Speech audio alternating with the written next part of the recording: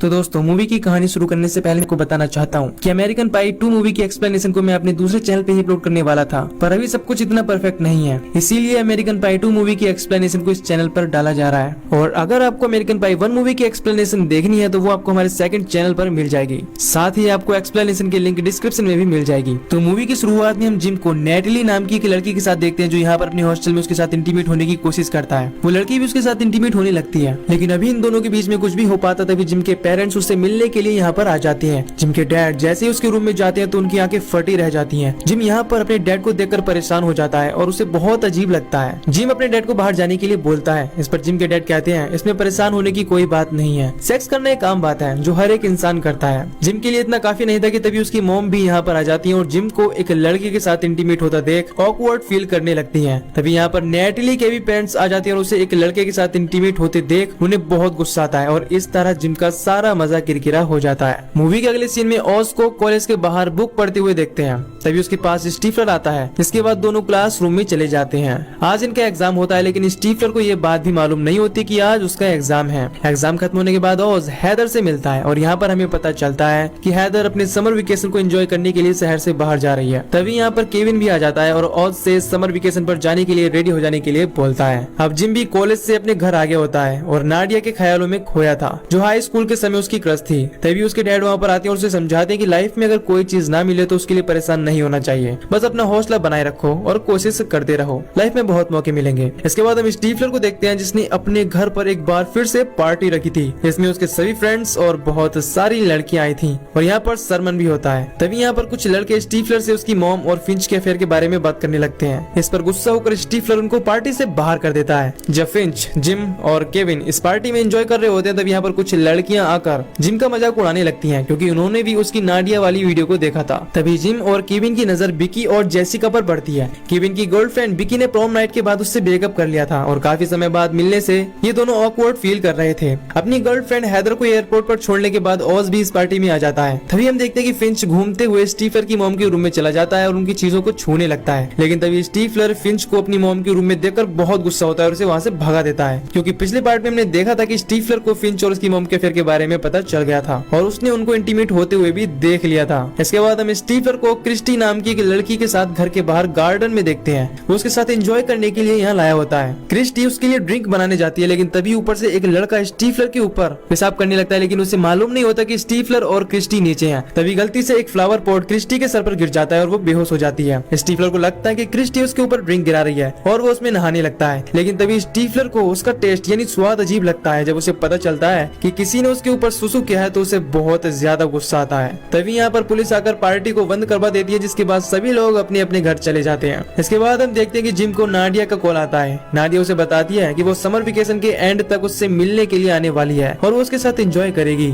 ये सुनकर जिम थोड़ा सा परेशान हो जाता है। इसके बाद वो ऑज और फिंच से मिलकर ये बात बताता है। वो उनसे कहता है कि नादिया मुझसे कुछ ज्यादा ही उम्मीद कर रही है। इसके बाद ऑज और फिंच कहते हैं कि अब तुम्हें इन सभी बातों का एक्सपीरियंस हो चुका है और अब तुम पहले जैसे नहीं रहे। ये सुनकर जिम को थोड़ी सी हिम्मत मिलती है। अब केविन समर वेकेशन की प्लानिंग करता है, जिसके बाद सभी लोग अपना अपना बैग पैक करके अपने समर वेकेशन को एंजॉय करने के लिए निकल जाते हैं। केविन स्टीफलर को भी अपने साथ ले जाता है और मस्ती करते हुए ये सभी अपनी वेकेशन वाली जगह पर पहुंच जाते हैं। यहाँ पर रुकने के लिए इन लोगों ने एक घर रेंट पर लिया होता है। अब सभी लोग अंदर जाकर अपना अपना सामान रख देते हैं। यहाँ पर आने के बाद जिम अभी भी नाडिया के बारे में सोचकर परेशान हो रहा था, वो उसे खुश कर पाएगा या नहीं। तभी ओज कहता है कि इस बारे में उसे एक लड़की ही बता सकती है। अब जिम अभी तक केवल मिशेल के साथ ही इंटीमेट हो पाया था और वही उसे बता सकती थी कि वो लड़कियों के साथ कैसा परफॉर्म करता है। जिम को पता होता है कि मिशेल भी अभी इसी शहर में है और वो बैंड कैंप में आई हुई है। वो उसे ढूंढने के लिए निकल जाता है। कुछ देर बाद उसे मिशेल मिल जाती है। वो मिशेल के पास जाकर उससे बातें करने लगता है और कुछ देर बाद उससे डायरेक्टली पूछ लेता है कि जब मैं तुम्हारे साथ पहली बार इंटीमेट हुआ तो तुम्हें कैसा लगा था। मिशेल पहले तो कहती कि उसे बहुत अच्छा लगा था, लेकिन इसके बाद वो कहती कि वो बहुत घटिया था, क्योंकि तुम्हें खुद ही पता नहीं था कि तुम क्या कर रहे थे। इसके बाद मिशेल वहाँ से चली जाती है। अब जिम पहले से तो परेशान था ही, ये सुनकर और भी ज्यादा परेशान हो जाता है। तभी यहाँ पर बैंड कैंप का डायरेक्टर आता है और उसे अपना ही आदमी समझकर अपने साथ बैंड कैंप में ले जाता है। यहाँ पर उसे बैंड बजाना होता है, लेकिन उसे इस बारे में कुछ भी पता नहीं होता और पूरे बैंड कैंप के सामने उसकी इज्जत का बैंड बज जाता है। इसके बाद हम देखते कि केविन विकी से मिलता है। इन दोनों का ब्रेकअप हो चुका है। ये दोनों कुछ देर एक दूसरे से बातें करते हैं, जिसके बाद विकी यहाँ से चली जाती है। इसके बाद जब ये सभी एक घर की पेंटिंग कर रहे होते तो उस घर से 2 लड़कियां निकलती हैं जो एक दूसरे को किस करती हैं। स्टीफलर ये सब बड़े ध्यान से देख रहा था। दोनों लड़कियों के इस अजीब व्यवहार से स्टीफलर को लगता है कि ये दोनों लड़कियां लेस्बियंस हैं। इस बात को वो अपनी सभी दोस्तों से भी बताता है, लेकिन कोई भी उसकी बात पर विश्वास नहीं करता। एक रात जब ओज अपनी गर्लफ्रेंड हेदर से बात कर रहा होता है तो वो दोनों फोन पर ही मजे करने लगते हैं, लेकिन स्टीफलर भी फोन पर इन दोनों की बातें सुन रहा था। जब इन दोनों को ये बात पता चलती है कि स्टीफलर फोन पर उनकी बातें सुन रहा है तो हेदर कॉल कट कर देती है और स्टीफलर की बात से ओज का सारा मजा किरकिरा हो जाता है। इधर स्टीफलर जानना चाहता था कि वो दोनों लड़कियां लेस्बियंस हैं या नहीं। वो अपने दोस्तों के साथ एक प्लान बनाता है। जब दोनों लड़कियां अपने रूम से बाहर चली जाती है तो स्टीफलर विंडो से होकर उनके रूम में जाता है और उनको लेस्बियन साबित करने के लिए प्रूफ खोजने लगता है। उसे रोकने के चक्कर में जिम और फिंच भी अंदर चले जाते हैं। स्टीफलर को उनके रूम में एक डिल्डो मिलता है। इससे स्टीफन को यकीन हो जाता है कि ये दोनों लेस्बियंस ही हैं। तभी ये दोनों लड़कियां फिर से वापस अपने घर आ जाती हैं। ओज अपने दोस्तों की हेल्प करने के लिए उनको बाहर ही रोकने की कोशिश करता है, लेकिन वो नहीं रुकती और अंदर अपने रूम में जाने लगती हैं। ये देखकर सभी परेशान हो जाते हैं, जिसके बाद ये तीनों उसी रूम में छिप जाते हैं। दोनों लड़कियां अपने कपड़े चेंज करने लगती हैं और ये नजारा देखकर ये सभी एंजॉय करने लगते हैं। लेकिन तभी इनकी हलचल से डरकर वो दोनों पुलिस को बुलाने वाली होती हैं, जिससे इन तीनों की हालत खराब हो जाती है और बाहर आ जाते हैं। स्टीफलर इनसे कहता है कि मैं ये केवल चेक करना चाहता था कि तुम दोनों लेस्बियंस हो या नहीं। अब इनके मजे लेने के लिए वो दोनों लड़कियां लेस्बियंस होने का नाटक करती है और इनसे कहती हैं कि अगर तुम हमें वो सब करते देखना चाहते हो तो तुम्हें हमारी हर बात माननी होगी। ये तीनों ठरकी राजी हो जाते हैं। जिसके बाद ये दोनों मिलकर सबसे पहले स्टीफलर से फिंच के पिछवाड़े पर थप्पड़ मरवाती हैं। इसके बाद जिम और स्टीफलर को किस करने के लिए बोलती हैं। ये इतने बड़े ठरकी होते हैं कि उनकी ये बात भी मान लेते हैं और जिम स्टीफलर को किस करता है। लेकिन चीजें तब खराब हो जाती हैं जब ये उन तीनों से एक दूसरे को हैंड जॉब देने के लिए बोलती हैं। ये तीनों भी समझ जाते हैं कि उनका मजा लिया जा रहा है। जिसके बाद ये तीनों वहाँ से भाग निकलते हैं। इसके बाद जब ये तीनों बात कर रहे होते हैं तो स्टीफलर के पास उसकी मॉम का कॉल आता है, जो समर वेकेशन को एंजॉय करने के लिए यहीं पर आने वाली होती है। फिंच को जब ये बात पता चलती है कि स्टीफलर की मॉम भी यहीं पर आने वाली है तो वो बहुत खुश होता है, क्योंकि उसे स्टीफलर की मॉम के साथ एंजॉय करने का चांस मिल सकता था।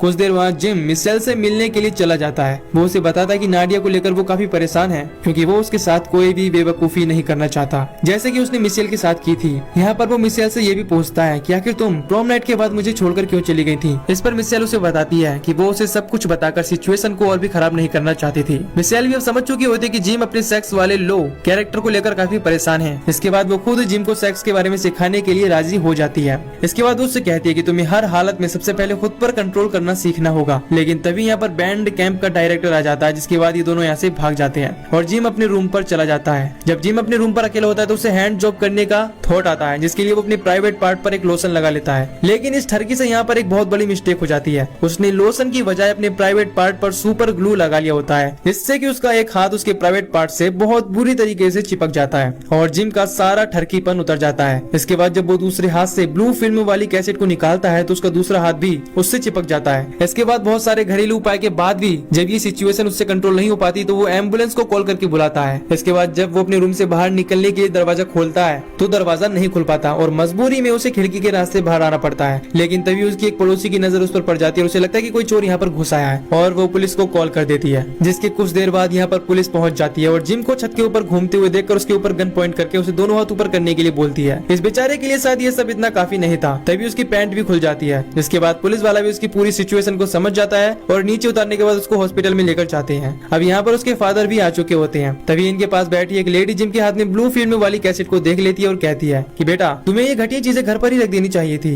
ये सुनकर जिम के डैड का पारा 7वें आसमान पर चढ़ जाता है। वो उससे कहती है कि अगर तुम्हारे प्राइवेट पार्ट में तुम्हारा हाथ सुपर ग्लू से चिपक जाए तो तुम क्या करोगी। इसके बाद जिम डॉक्टर के पास जाता है। डॉक्टर उसके हाथ को वहाँ से अलग कर देती है, लेकिन इससे उसके प्राइवेट पार्ट में सूजन आ गया होता है। इससे डॉक्टर उसे अगले 7-8 दिनों तक अपने हथियार को यूज करने से मना करता है। अब जिम के लिए यहाँ सिचुएशन काफी बियर्ड हो जाती है, क्योंकि नाडिया भी एक हफ्ते के अंदर आने वाली थी। जिम का भी परेशान होता है कि वो उससे क्या कहेगा। जब जिम अपने दोस्तों के पास होता है तो उसके दोस्त उसका काफी मजाक उड़ाते हैं। जिम जब अपने रूम में जाता है तो देखता है कि उससे मिलने के लिए नाडिया यहाँ पर आ चुकी है, लेकिन जिम नाडिया को देखकर थोड़ा भी खुश नहीं होता, क्योंकि अभी उसकी मुसीबत कम नहीं हुई थी। जिम नाडिया से सैटरडे तक वेट करने के लिए बोलता है। उसके बाद जिम मिशेल के पास जाकर इस मुसीबत से छुटकारा पाने के लिए हेल्प मांगता है। इस पर मिशेल जिम को एक प्लान बताती है। जिम मिशेल को अपने साथ नाडिया के पास लेकर जाता है और उससे कहता है कि मिशेल मेरी गर्लफ्रेंड है और मैं इसे काफी पसंद करता हूँ और हम दोनों के बीच सेक्स भी हो चुका है। जिम और मिशेल ने एक्सपेक्ट किया था कि ये सुनकर नाडिया वहाँ से चली जाएगी, लेकिन नाडिया को देखकर ऐसा लगता है कि उस पर इस बात का कोई भी असर नहीं हुआ। नाडिया यहाँ पर पार्टी होने तक रुक जाती है। मिशेल जिम को बहुत सारे टिप्स सिखाती है कि कैसे खुद पर कंट्रोल रखा जाए। इसके बाद बारी आती है नेक्स्ट प्लान की, नाडिया के सामने ब्रेकअप करने की।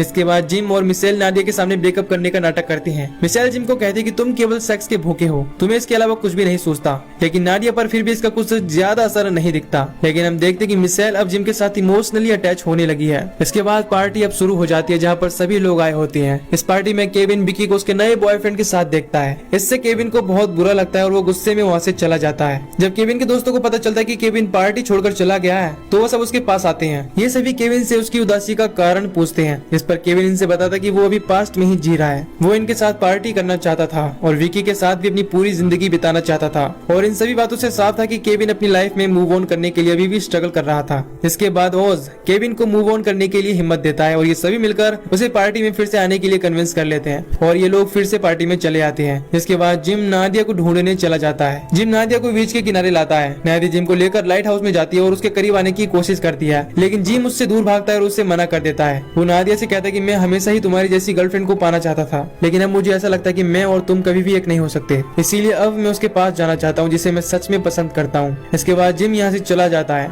जिम अब मिशेल को पसंद करने लगा था। दूसरी तरफ हम देखते कि पार्टी में केविन फिर से विकी के पास आता है, लेकिन इस बार वो काफी अच्छे से बात करता है और वो उनसे सॉरी बोलता है। केविन विकी से बोलता है कि वो हमेशा उसके साथ एक अच्छा दोस्त बनकर रहना चाहता है। विकी को भी केविन की ये बात बहुत अच्छी लगती है। तभी यहाँ पर ऑज को सरप्राइज देने के लिए उसकी गर्लफ्रेंड हैदर यहाँ पर अचानक से आ जाती है और ऑज यहाँ पर हैदर को देखकर बहुत खुश होता है। इसके बाद हम देखते कि नादिया सरमन की ओर अट्रैक्ट हो जाती है। इसके बाद वो उसे सेड्यूस कर लेती है। सरमन के लिए भी काफी अच्छी मौका होता है। जिसके बाद ये दोनों एक रूम के अंदर चले जाते हैं। तभी इस पार्टी में हम उन दोनों लड़कियों को देखते हैं जिनको स्टीफलर लेस्बियन समझता था, लेकिन इस पार्टी में वो दोनों लड़कियां जब स्टीफलर को रिवील करती है कि वो लेस्बियंस नहीं है तो ये जानकर स्टीफलर की होश उड़ जाती है। वो दोनों खूबसूरत लड़कियों के साथ टाइम स्पेंड करना चाहता था। वो दोनों भी राजी हो जाती हैं, जिसके बाद स्टीफलर इन दोनों के साथ चला जाता है। अगले सीन में मिशेल को देखते हैं जो कि बैंड कैंप में परफॉर्म करने वाली होती है, लेकिन उसके चेहरे पर उदासी छाई होती है। मिशेल जैसे ही स्टेज पर जाती है तो जिम उसे ढूंढता हुआ यहाँ पर आ जाता है और एक बहुत ही फनी एंट्री देता है। जिम को यहाँ पर देखकर मिशेल काफी खुश हो जाती है, जिसके बाद ये दोनों एक दूसरे को बहुत ही रोमांटिक किस करते हैं। सभी लोग इन दोनों के लिए तालियां बजाने लगते हैं। इसके बाद जिम मिशेल को यहाँ से लेकर पार्टी में चला जाता है।